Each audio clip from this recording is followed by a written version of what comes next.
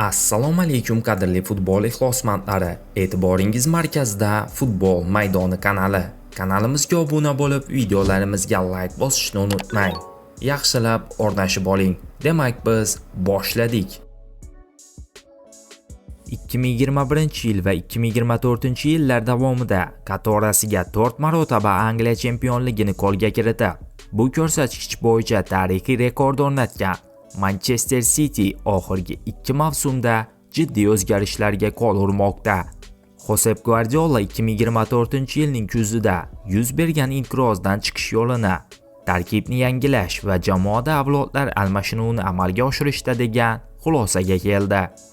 Tarkibning yangilanishi 2025-yilning 20-yanvarida jamoaga Lansdan Abduqodir Husonovning olib kelinishi bilan boshlandi va keyingi 2 transferlar oynasi davrida ham klub katta xaridlarga mablag' ajratdi.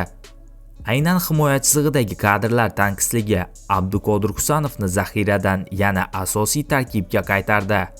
City markaziy himoyasida Husanov va Watford ijarasidan qaytarilgan Max Allen tandemi vujudga keldi. Bir yil davomida manchesterliklar ishonchini oqlab kelayotgan o'zbek himoyachisi mavsumning birinchi qismida o'ng qanot himoyasidagi bo'shliqni to'ldirgan bo'lsa, hozir mudofaa markazining eng ishonchli figurasiga aylandi. Shulardan kelib chiqib aytish mumkinki, Manchester Cityda bu yog'iga katta o'zgarishlar bo'lmaydi. Biz uchun ahamiyatlisi esa Abduqodir Husonovning jamoada yuzaga kelgan vaziyatdan unumli foydalanib, asosiy tarkibning muhim o'yinchisiga aylanib olishidir. Bugungi dasturimiz shundan iborat edi.